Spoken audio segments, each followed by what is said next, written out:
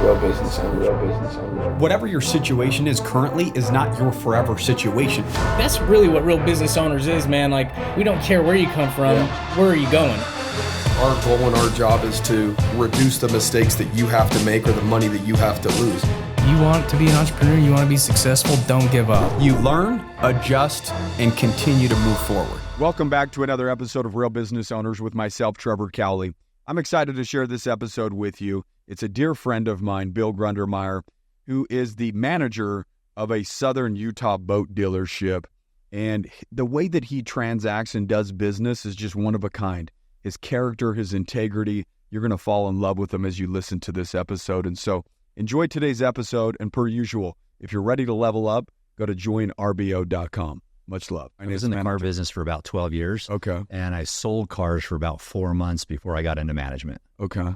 And I feel like they might have saw something in me that, could really bring out the best in other people. Okay. Well before I started a mind growth or a mindset journey. When did the mindset journey start? Like, you obviously started in the car industry for one reason. That was to solve a financial need, right? And then usually sales, any form of sales or management is a great medium for self-improvement, right? Because if you're in sales, you're like, okay, what can I improve? You're very coachable, or you should be anyways, so that you could get to higher and higher levels of income. So was it somewhere along that journey that you said, man, I really need to take a look at myself and improve because people are depending on me, or was it the income that I'm going to generate depends on me? Right. I think everyone knows you can make a lot of money in the car business. Yeah. Before that, for 18 years, I trained show horses. And so I was always around a lot of business owners, a lot of high-end people. Yeah. And it was just a matter of like helping them, coaching them, even in the horse business. You'd buy your wife a horse or your daughter a horse. I would coach them and help them get better in the horse business. And then we'd sell those horses for a lot of money. What do you mean get better in the horse business? Like riding the horses? Like riding or and being more, like when you're with horses every day, they're very intellectual. Yeah. And so you can have that cool thing where you're actually coaching people on how to be one with an animal. And I did that for a long time, pretty successful at it. I never looked, even in the car business, like, oh man, I'm going to make a lot of money in this. I think if you chase money, and I've seen people chase a lot of money, they may get it, but they're going to lose it as quick as they got it. So I've always been in the mindset or the part of it, like, how many people can I help? How many, clients or customers come through that I can actually, when they leave, know that I did everything I could to help them. To make the experience great and to also provide the solution to whatever it is that they wanted. Same thing that you do here. Yeah. You give so much relish in the victories of others. You know what I mean? You're helping people grow every day. They're getting more successful in their business. At the end of the day, it makes you more successful. Yeah. The finances come when you make people happy. When you can do stuff for others, it's going to be good. Going into the accounting firm, when I started doing that, on the sales, having business owners call that were like in the worst position I've ever heard of. Yeah. I don't know much. I'm not an accountant. You were on the phone with a lot of business owners, Lots. And you said, hey, they're in tough situations. Well, a lot of people want to be a business owner, and they create this imaginary thought in their mind that business owners have it all figured out. Right. Their situations are great. They're all rich. Maybe they have a little bit more stress than the average person, but at least they've got the money to make up for the amount of stress that they're dealing with. My guess is when you were on the phone with people talking to the average business owner, their situations weren't the most rosy, right? They're struggling.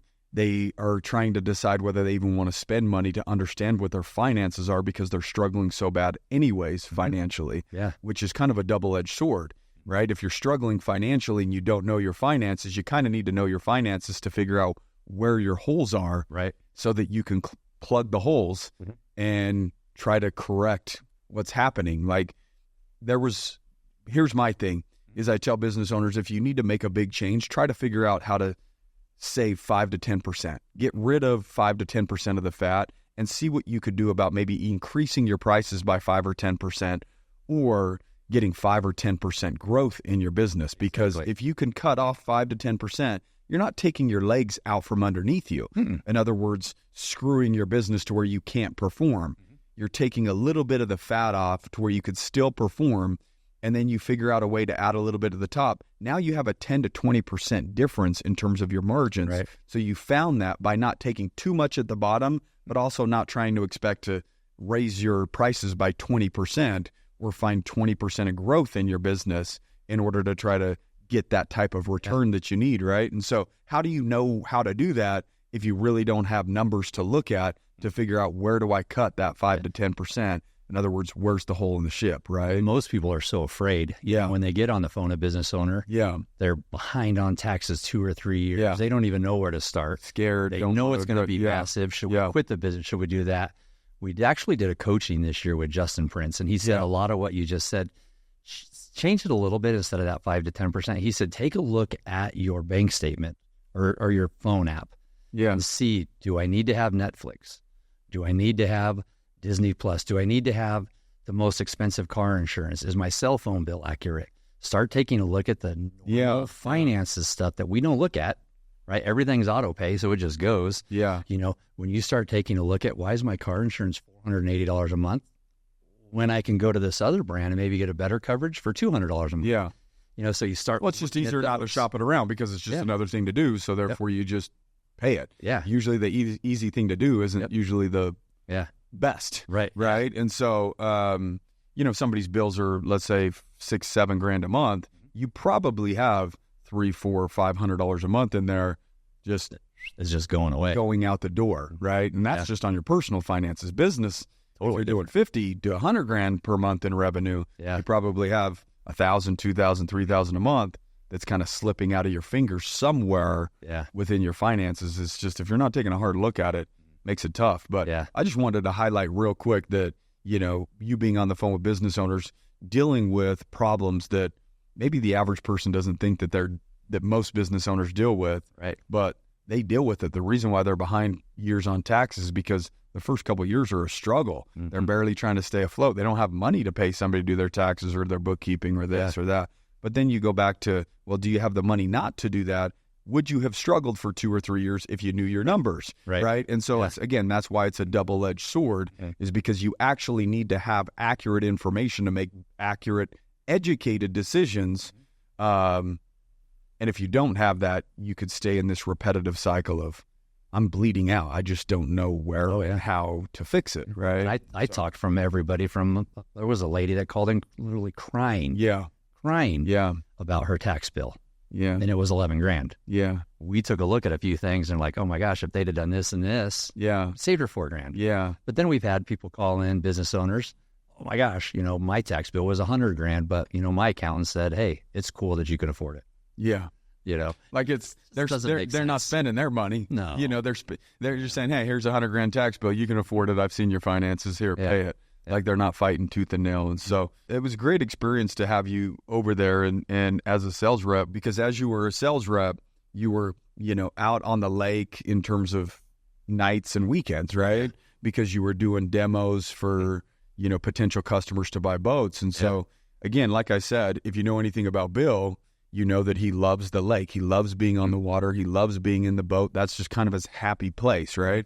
Somebody, it might be the golf course. Somebody, it might be church. Somebody, it might be, you know, where hiking or, you know, in every aspect. Mountain biking. I mean, it could a million different things, right? It could be curled up reading a book. Everybody's a little bit different. But for me personally, as Bill knows, I'm not a lake guy. No, I've invited you to the lake. Like, no, I'm like, pass. I don't do boats, lakes. If anything, I like the beach and the sand and have water waist deep. You know, David Hasselhoff. I have a beach body, not a boat body. Right. You know, Absolutely. so I've got to kind of, you know, pander up and down the beach to show it off in my tank top. You know, so sometimes you have to. And do that. even then, that's been years and years and years. So I'm very routine, and so is Bill. So is Bill. That's what's so crazy about it is I'm so routine. And I say, well, I don't do that. I'm so routine. I have my habits. And, you know, Bill has his habits as well in terms of the time that he wakes up, some of the things that he does to prime his mind every single day so that he could, you know, think the way he thinks and be as positive as he is. And then he would go to work. And then after work, he would honor his passion, right? Honor his love for being on the lake and in a boat. And so he worked out a deal with MB, right? Well, it's MB in the Boat Shack. The Boat Shack, so right? The Boat Shack. Our brand is MB. The brand is MB, Yeah. which they have kind of a licensing right to sell MBs, which was interesting to find out about prior to hopping on the podcast. And we'll kind of touch on the industry because that's something that I just wasn't aware of. I thought it was free for all. Somebody could drive from New York if they wanted to buy a boat, but the boat industry is a little bit different, which we'll touch on. But what's cool about Bill is he took something that he had a lot of love and passion for that he would do anyways. He'd go after work and just go take his boat out on the lake and enjoy time with his wife or friends or family or, whoever he invited. Whoever wanted to go. Yeah. Yeah. If you knew Bill, you got an invite to go to the lake. There was a standing in. Yeah. Show up at the boat ramp at 9 o'clock on Sunday morning. And you're going to go. Yeah.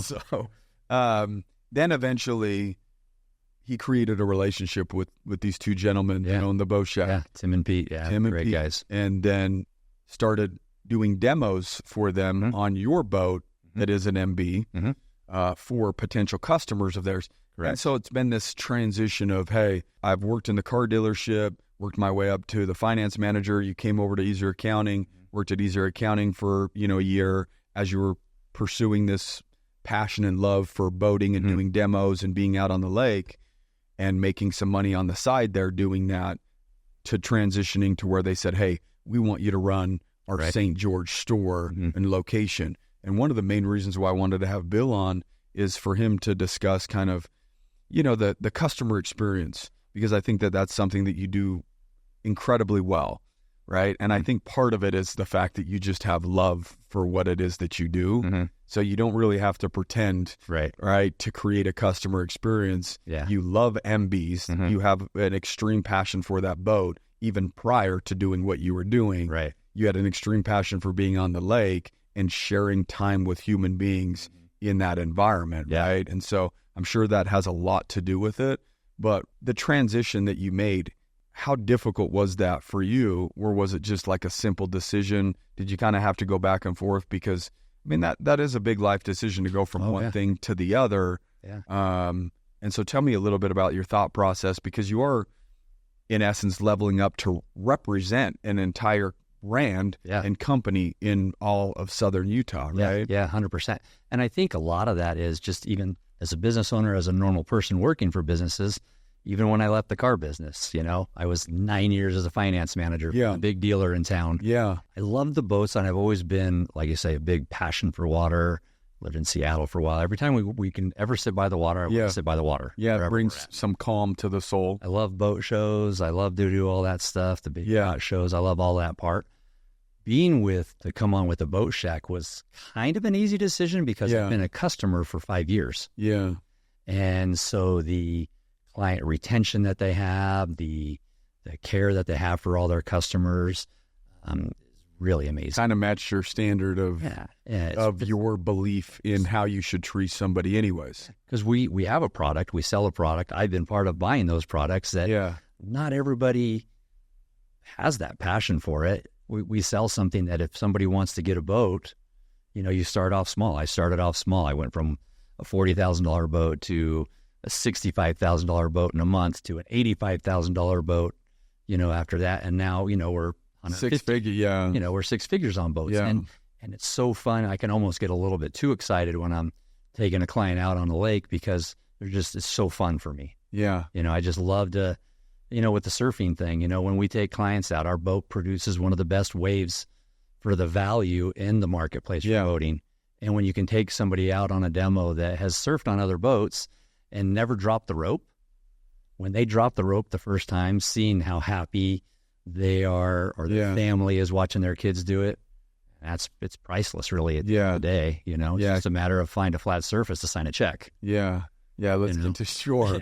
But after I enjoy my time on the lake, I'm in no rush. We do demos and we try, we do it. It's for the clients. Yeah. But you know what? If they ask us to surf real quick, probably not going to say no. Yeah. Just because we want to let them have that experience of driving the boat and towing somebody different, Let me ask you this. When you're out doing the demos, my guess is you start kind of talking about some numbers and stuff like that while you're out on the water a little bit and be like, well, what about this? Or do you guys have wiggle room here? Or maybe some of the negotiations start happening as you're out on the water or about to wrap up. Yeah. So do you start leaning into those negotiations while you're on the water if that's something that they bring up? Yeah. Oh, yeah, or for sure. do you say, hey, Sure. let's, We'll let's talk get a little back bit about it. Yeah. But at the end of the day, if some people have a trade, Yeah. then we say, hey, we just kind of find out a little bit of stuff.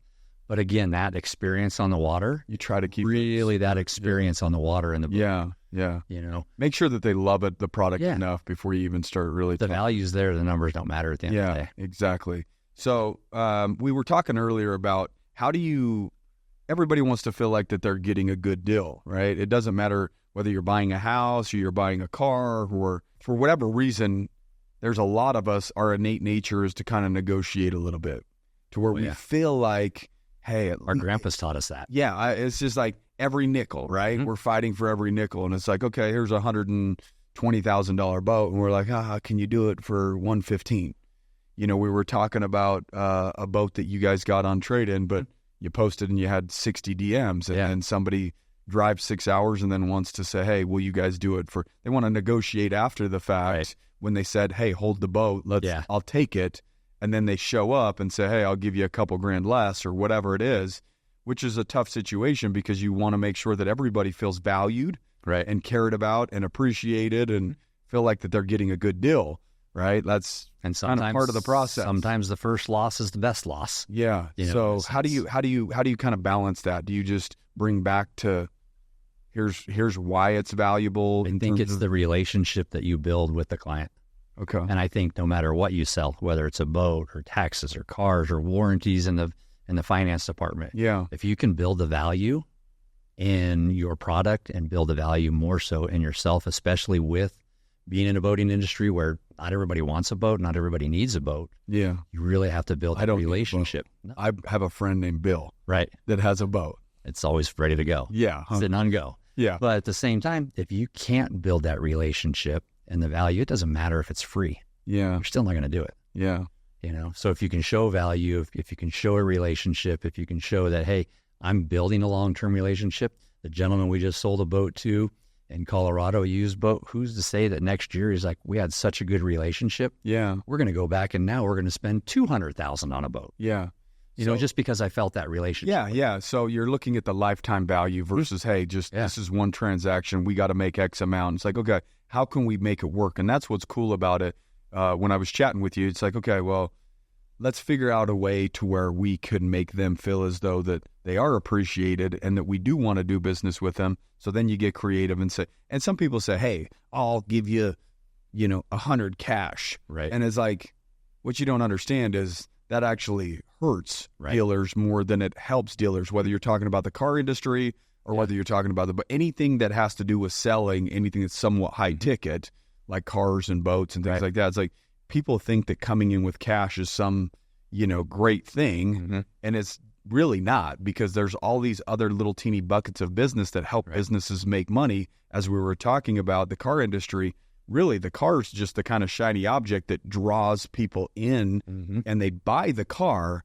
But the dealership, by the time that they pay the rent or lease for the building, the commissions, admin, the staff, the commission, the sales managers, all of those things just to kind of keep the lights on, they're breaking even, potentially maybe even losing money. Right. And that's why they sell warranties, right? That's why they have these little teeny things that they do. The service department, like they have these little other buckets of their business, financing it through specific banks that have the ability to give them kickbacks. And so you got your warranties, your financing, and then you got your service center. Yeah. Those are the three things that the majority of dealers, whether you're talking about car or any other dealer, will make money off of. Right. And so it's like, if we take such good care of you, you're going to come back and get your stuff serviced here.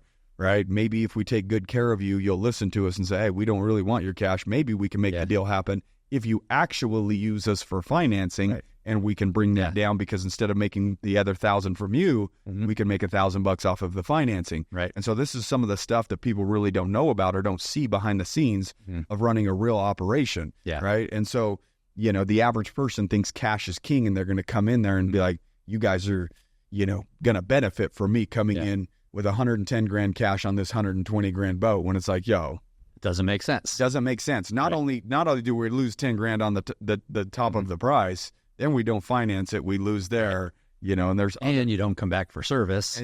all or of in that. another state or whatever. Yeah, So it doesn't exactly. sometimes in anything you're selling. Sometimes you just got to say no. Sometimes you got to say no, doesn't make sense. and then other times you've got to be adaptable. Yeah. To figure out where there is a middle ground where it's like, okay, they do want $1,000 off, but you want to pay cash. Instead, why don't you finance it? If you finance it, maybe we could do it for this price. Yeah. Just so that creativeness. you're getting creative, right? Yep. How can we make the deal happen where the person feels like, you know, they're getting a better deal, but you're still getting what you need as the dealer because you're a business. Yeah. You have to operate a business. You got to keep the lights on, you know, like what's the point of having a business if all you're doing is selling stuff where you're just going to break even? Right. People don't understand. Even if a boat is a $150,000 boat, they're not getting it for $100,000 and putting 50 G's right in your pocket. Like that's some of the beliefs that people have about high-end products. Yeah. Right. And even in the car dealer industry, a lot of people are like, man, that $100,000 SUV, they must be making 20, 30 grand on it. Right. And in reality, a lot of the car dealers make more money off of the used cars Oh, for sure. than they do the new cars that are 120 and 130 grand because there's not a lot of margin in those. Have you tried to trade in a car lately? Yeah. No, and so exactly. Yeah. Right. Yeah. So people, I think they have it figured out, but they really don't actually know the industry well enough and understand one, either business in general, or two, how that industry or business operates so that they can make money, because you guys might only make $1,500 on a boat or $5,000 on a boat. And if you really look at the margins on a $150,000 boat, if you only make $5,000, I mean, you're talking about 3%. Yes, it's a high ticket item, but it's not like you're, you know, running to like robbing a bank or something. I mean, Not it's getting just rich really, off yeah, of you're not one or getting two. rich, you know, and that's the idea is, okay, how can we give them the best deal possible, invest into a relationship that's long-term, and make sure that they feel as though that we're doing a good job for them. Yeah. Tell us a little bit about kind of how the boat industry is structured, which is different than the car industry. Like, you can't just sell a boat to anybody and everybody that you want that just calls you. Right. There's like specific questions you have to ask because there's agreements. Yeah. Right. And so go into that a little bit, because I thought that was interesting. Yeah. On a used boat, it doesn't really matter. Okay. You know, Gotcha. new boat, everything is territory, you know. So us being the Boat Shack, we've been the number one MB dealer in the country for years. Is that just because of the region, like with how many lakes that we have, like Lake Powell? Well, the boats are manufactured in California. Oh, gotcha. And so we're a little closer that way too, but it's just been, it seems like Utah, if you look at like any type of wake surfing stuff, Utah is really like the mecca for some I was going to reason. say, it's kind of like the capital very interesting, of, you know, because there's a couple other boat dealers in Utah, Salt Lake, actually, that are the number one in the country for Centurion, the number one in the country for Supra, you know, of the whole country. Yeah. You know, and there's other dealers all over the country. So it's just so interesting that Salt Lake and Utah is such a mecca for both wake surfing. Yeah. It's just so crazy. It doesn't make sense, you know? But yeah, so like we can sell some into, say, different parts of Nevada. But like if you're in California and you call and say, hey, Bill, I just saw this boat that you guys have. It's brand new. I need it. You're out of our territory. So we almost have to say no. We can check with the factory. Same thing like Malibu. You know, Malibu, Nautique, some of those. There's a lot more of those dealers throughout the country. Yeah. And so you've got to be very careful. You know, the factories will fine you. Yeah. You know, you pay certain fines or whatever. You sell a boat out of your territory, but you really got to check and make sure, are you going to use it on this lake close to that dealer? Where are you going to get your service work done? You know, certain things you like plan that. on moving here, or you know, any, like just trying to kind of figure out what the deal is. So different. And yeah, well, other people are like, I'll drive 6 hours to save, you know, $5,000 on a car or something like that because I'm going to drive and buy it from this dealer, or maybe they got it in as a way cheaper trade-in than the one here or whatever. And boat pricing is pretty much, it's almost not quite, you're not going to save $6,000 going somewhere else. Yeah. You know, everybody's pretty equal on pricing. So again, if you can't build that relationship to get your repeat customers, to keep them to stay in your brand versus going to another brand, that's where it all lies. You know, it's making sure that you can provide the best customer service. When that person calls, you can't avoid it. Yeah. Car business, you can kind of like, oh, that guy's kind of not cool. I'm going to avoid that call. Yeah. because they're there's the enough- ones servicing the they can Yeah. literally go to the very next block down the street, Right. and there's another car. Yeah, so here there, we have a customer that's upset. Well, we got to take that call. yeah, And it doesn't matter if it's 9:00 at night and they're in Yeah. Lake Powell and they just something ripped the bottom happened. of their boat off. Yeah, We got to get them something, or we got to something get like out that. there. Yeah. So what do you do in situations like that? Do you just send somebody to go tow them back in and say, hey, Yeah, usually they can get towed back in, but if it's Yeah. parts or whatever, especially here with being in St. George, we're 2.5 hours. If it's a prop or something like that, Yeah. we just jump in our truck and run our prop down to them. really? Yeah. Does that get super expensive? Like the road time, and say, hey, this is what It's it more is. expensive to lose a customer or to run 2 hours down the road. That's how I look at it. Yeah. Can I retain that customer by So have driving you 2 hours? Have you had situations like that yet? I know that this is kind of a new role for you. Operating and this- myself, we had that situation earlier this year where you trashed a prop, but luckily I had an extra one, so we got our son-in-law to jump in. He's a good night driver, so he drove it down. So in terms of servicing, are there like boats? You know how like there's car mechanics that are just car mechanics, Yeah. right? You can go to any. Oh yeah, there's mobile marine guys even in town here. Okay, so They'll there's come right to other your house. ones that you could go to, but Yeah. normally on high end boats, Right. The first thing you're going to do is hit up is you're going the- to call your dealer first. Yeah, Bill, Tim, Pete, I just trashed my boat. What do I do? Yeah. We're like, we're on our way. If it's something that we can do, we're going to try to take care of it Yeah. first. yeah. And And if you can't, do you try to help them facilitate, Yeah. take Oh, care? Like, 100%. hey, let me Yeah. see if I can make some calls, or Yeah. let me Listen, know in what Lake you need Powell, from me. Lake Powell, you hit a rock. Yeah, One of my buddies just did that, hit a rock and, kind of tore all the undercarriage off his boat. yeah, So certain instances like that, we got to try to help facilitate where they can go yeah, and get taken care of in the best possible way, yeah. not get, taken out behind the bleacher somewhere. Tell me a little bit about kind of your routine, the things that you do to kind of You can call my wife and keep ask her, where am yourself- I at 5 a.m? yeah, Where am I at 6:45 in the morning? yeah, So when I actually started listening to you guys, 3 years ago, yeah, I started like, wow, man. And that was kind of when I was fanboy a little bit. Kale moves across the street. I started Yeah. seeing you. yeah, My wife goes to work for you guys at the. Yeah. My wife's been there 2 years now. yeah. And so when you guys were doing the podcast there, I'd be like, what are they talking about today? Who's coming in today? And she would be like, dude, I can't right now. I'm busy. Like, I don't know. I'm like, wife, go find out. Yeah, and she's the best. Just so that she's my wife Yeah, is- Brittany's the best. So, Man, they broke the Yeah. mold when they made that one Yeah. for sure. Yeah, there's no doubt. She's amazing.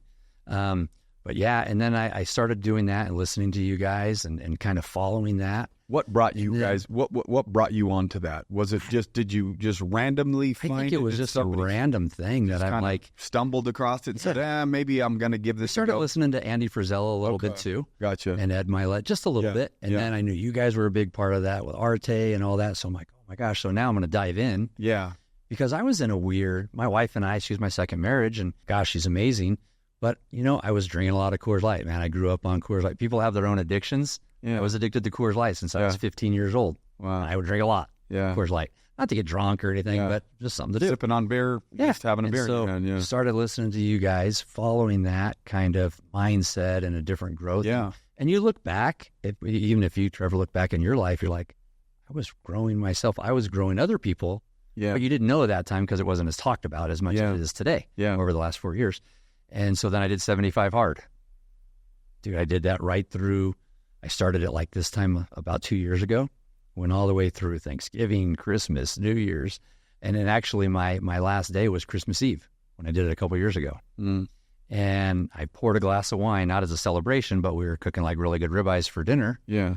Poured a glass of wine, and it was nice wine. I couldn't even drink it. I felt bad.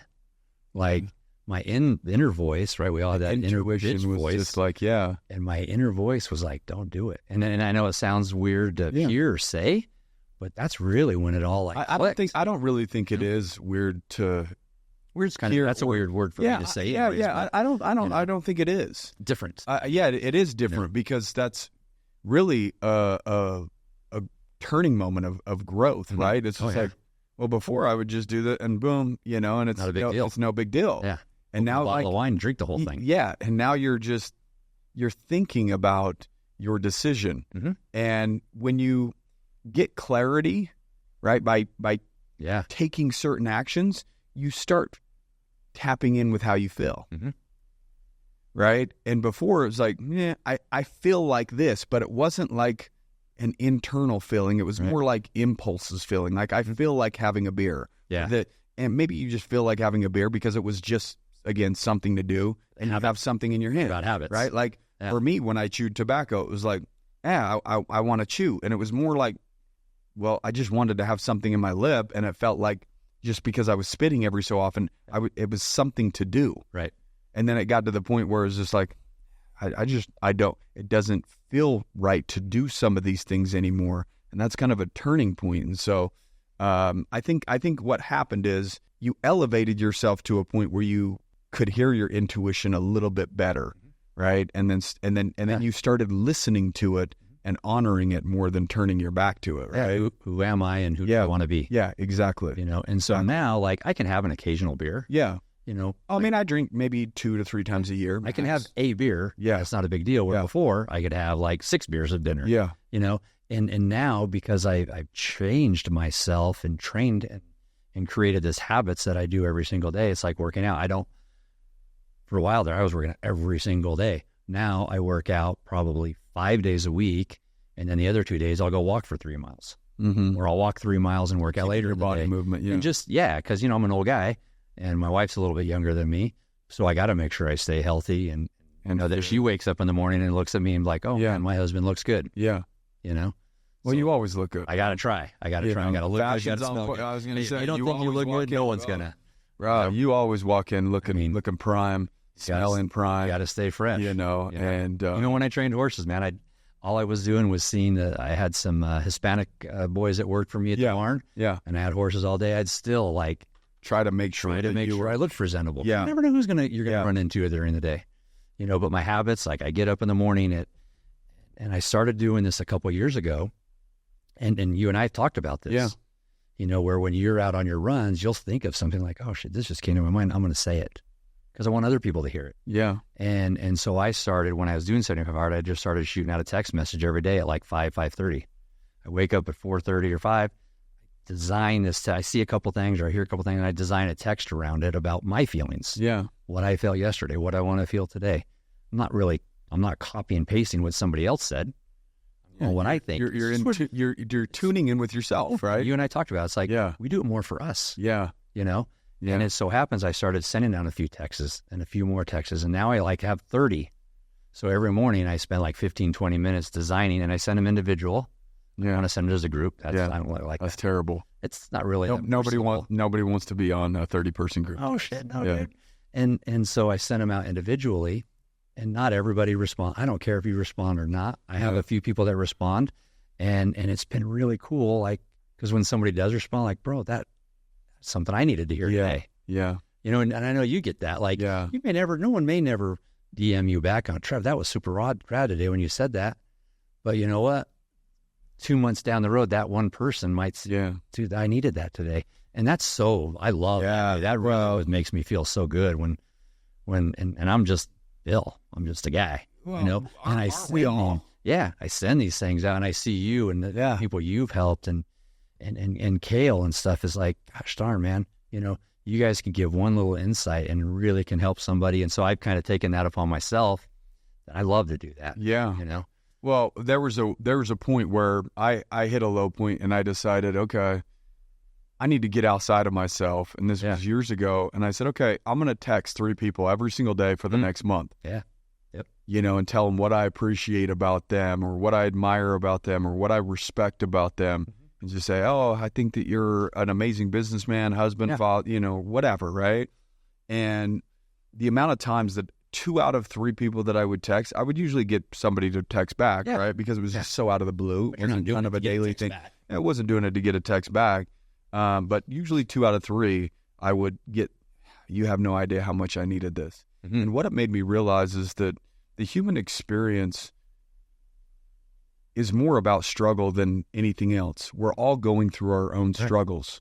We're all facing something. There's a demon that's in front of you right now, whether the demon is the way that you think about yourself. It could be your own self-limiting beliefs or the boss that you have or the business that you have or the relationship that you have, or your mental health, or your physical health. And again, I'm not saying you should be a victim to your boss or your physical health or mental health, anything like that. That's not the point of what I'm saying, but we're all facing something at any given point in our life. Mm-hmm. And when I would send out these text messages, you don't know how bad I needed to hear that right now. Yeah, it's so cool. And it was just like, damn, like if everybody did something like that, where they just sent a message a day to somebody, the ripple effect that it would have, so that other people know that people are thinking about them or they appreciate them, saying they see something in them that maybe they don't even see in themselves, where they're just like, damn, I needed to hear that because they were at a low spot. I have a buddy that does that exact same thing. Yeah. He's back east. Yeah. And I would send it to him every day. I still do. He lived here for a while. Super great dude. And he's like, knew how it made him feel. Yeah.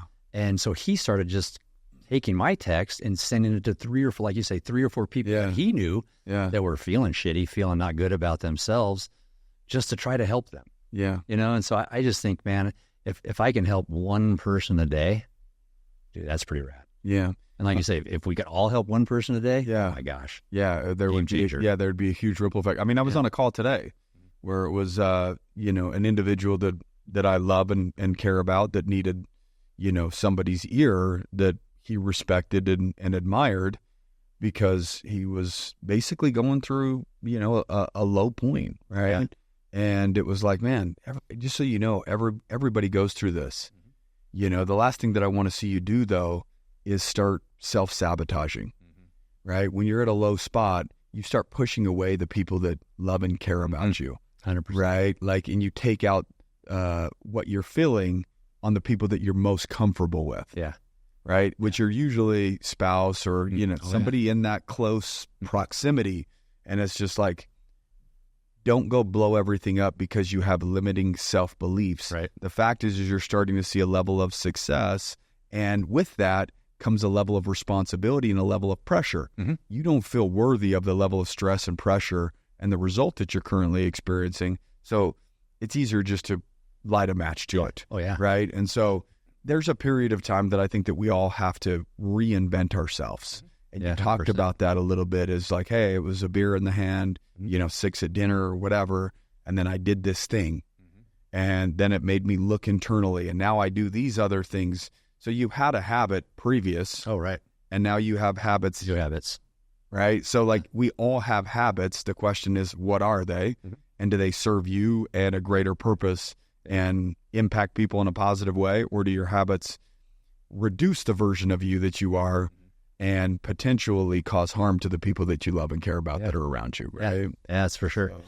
What would you say the most important part of a transaction is? Because at the end of the day, there is a transaction that's happening when you're working with a customer and there's a business. Is it, to make it not feel like a transaction? Like what do you think is the most important I think, part of the process that you do? Because you are talking about a very expensive decision that somebody makes, right? And I think that's it. Try to make it not like a transaction. Yeah. Try to make it smooth. Try to make it, again, there's a lot of value in yourself. Bring that out. The product's the product. Yeah. And I mean, I grew up in the horse business. I used to give my clients, they would buy horses for $250,000, $175,000. Again, if a client sees a horse and they're like, I want to buy that horse. How much is it? What's $175,000? Well, what do I get out of that? Yeah. What's that for me? Yeah. So you have to have that relationship. Now in the boating industry, same thing with us. When we started buying boats, we stayed with the boat shack for 5 years. So I've been a customer for 5 years. Now I'm their sales manager. Yeah. I'm right. Get a Southern Utah location going because I had that initial experience and it just kept me staying there because I love the product. But even if you love the product so much and the experience isn't there, the relationship's not there, it's really hard for you to stay with that. Yeah. You want to go look for another brand, even if it's more. If you go to go to another boat dealership and that boat's $100,000 more, but maybe that experience is a little bit better, somebody might come up with that extra. Because if you're paying $150, what's $200? Yeah. It's a boat payment. You know what I've heard is there's a difference between features and benefits. Okay. So you've got, in other words, on the MB, hey, these are our features. Look at this wake or look at this. It does that, all of these things. And you're talking about these features, but in reality, what's the benefit of them buying a boat? Is it time on the water with their family? Is it memories? Like these are some of the true benefits. Like you're not really selling a boat, Right. And you're really selling the experience that they get to have with their family moving forward. Yeah, absolutely. Right? Yeah. And I think that that's where there's a massive disconnect between a business owner and a customer. Is there is a transaction in the middle where money is exchanged, but are you just selling them the feature, or are you talking about the benefits, like some of the things that they get when they work with you outside of just the thing that they get, right? Like, you might, if you want to buy a Porsche, cool, you get a Porsche, right? But maybe you're actually trying to buy a feeling of feeling cool and significant, and you want other people to validate you because, so there's something that goes along with that. Everything that we do, we're trying to buy a feeling. It even got to the point where it was like, just so that people understand, I'm not the nicest guy in the entire world. And here's why I believe that. Because I'm also getting something out of the transaction when me and you interact. Right. Or when I interact with somebody and I hop on a phone call with somebody and I serve them and I help them shift their perspective, they're like, oh my God, you're such a good... No, I'm being selfish because it fills my cup up too. Right. So everything that everybody does comes down to a feeling. I feel good when I'm of service to other people, so therefore I want to serve other people. Yeah. Right? Like, so in other words, that's somewhat selfish. And I would tell you guys to be selfish because at the end of the day, doing the right thing and serving somebody at a high level, that feels really good. Oh, yeah, for sure. And if it's just a transaction, that's a low frequency thing. And when you're doing low frequency things, you're going to feel at a low frequency. And you have to feel that feeling and live with that feeling. Yeah. Right? And so, like, what type of quality of life do you want to feel? And what are the things that you need to do in order to feel that, more of that? Bill wanted to be on the lake more, and said, hey, I'm going to, take over the St. George area and help these guys expand and grow this and run the St. George because I love being on the lake and being around boats and helping people experience the very thing that I love and I have passion for. Yeah. Right? And so that's what he's really doing right now is he's filling up his cup just as much as he's filling up anybody else's cup because it's just something that he's passionate about, not only passionate about for himself, but seeing other people light up and have those experience and memories for them and their children. A lot of deposits and withdrawals. Yeah. Yourself. Yeah. I mean, There's that exchange. When you sell somebody a boat, I had one this summer I sold. Yeah. They hadn't been to Powell in years, and he hadn't been with his own family, his kids and stuff. Takes him to Lake Powell, calls me the next day, and is like, dude, I just had the 3 of the most amazing days in my life. Yeah. That's so cool to hear that. Yeah. Because I made that happen for him. Yeah. Because I could have been like, I really don't care if you buy my boat or not. Yeah. I don't care if you're part of our boat shack family or not. Yeah. Family, we call this the shack family. Yeah. We don't care if you're part of the shack family, but you know what? Because when you do these high-end products and you take that in and you're like, hey, I want you part of my family. And then that's why we have to pick up the phone whenever they call, because we are part of their family. You sell somebody $150,000, $200,000 boat, you're part of their family. Yeah. You want to make that experience the best every time that they back down that boat ramp. Yeah. What's kind of the last thought that you would impart on somebody that is just going through their life's journey, whether it's somebody that wants to start a business, whether somebody just wants self-improvement, whether somebody's neck deep in business and they're just, struggling right now. Yep. You just kind of stop and take a look at yourself, do that look in the mirror. Yeah. Kind of see where you are, evaluate your situation, your surroundings. Yeah. Maybe see who you're hanging out with. You are a product of that. I can look back at my whole life today and be like, it all makes sense. I was this, I was that, I was this. And so when you stop and take a look back, maybe you reach out to somebody, maybe you get a text or you see one of your, your videos and you're like, don't be afraid to reach out. Yeah. And I think that's the biggest thing is just don't be afraid to look at yourself in a situation like, I'm that way. Yeah. I don't need to be that way or I shouldn't be that way. And that's kind of what I did. Yeah. As I look like, holy crap, I'm like that. People thought I was still cool. Yeah. But a different group of people. Yeah. It's a way better feeling now when you can leave a situation or a customer or a friendship group and know that you left them with a good experience better version of you, better version of them. You gave bring that it out. feeling. You can bring a better version of somebody else out. Yeah. And they don't even know it. Yeah. So I think you got to take. I believe yourself. that. I think that we should look when you are auditing yourself and audit. Doing all of these things when you're at that low point. I think that you should look for people that you look up to and that you admire. Mm-hmm. And then what is it that you admire about these people? Right. What are some of the traits? What are their actions or habits, right? Because you're not going to give me respect if I don't have a body of work that you could look back at and say, wow, Trevor's done all of these things. Mm-hmm. I respect that. Yeah. So if you give somebody your respect, what you're doing is you're looking back at all the things that they've done and saying, I admire this person. Right. Right. If you have admiration for that individual based upon what they've done, imagine what you would feel about yourself if you start doing exactly what they've done. So that's kind of a clue, right? Like if they do X, maybe you should start incorporating that, whether it is, walking in the mornings or sending a text. Like anybody that you look up and admire, there's a reason why you look up and admire that person. What traits about them do you admire? And could you incorporate those into your own life? And so what I'm saying is look for the commonalities, not the differences. Yeah. Find the commonalities and then start doing something. Step one, right? Just start making movement in the right direction. Yeah, so absolutely. I think that's it. How do people find you, brother? If they want to, do it specifically in Southern Utah, if they want to get on a boat with Bill. Hit up the Boat Shack.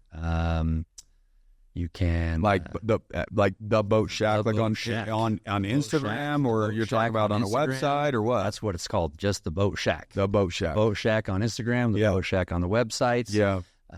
Boat Shack Facebook. Yeah. A lot of social media going on right now with that. Myself, just Bill Grundmeyer.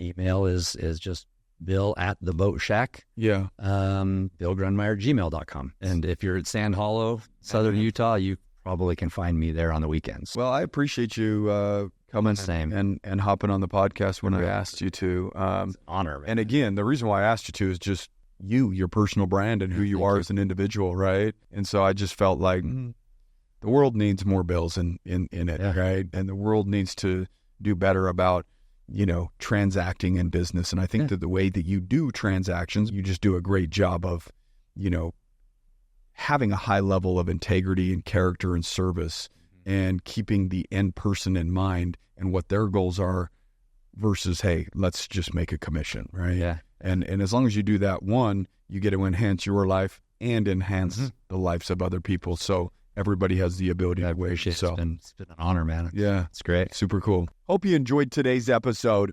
Guys, we rely on you, the listener, to help us grow the podcast. We don't run any paid ads or do anything like that. If you receive any value from this episode or any of our episodes, please share the show with somebody that you love and care about. Also, if you haven't rated it yet, please rate and review it. If you haven't tuned into the Easier Money podcast yet, go check that out. That's Kel's new project. If you're interested in more tactical information in regards to, how to handle your finances. Other than that, keep kicking ass, guys. We'll see you next week.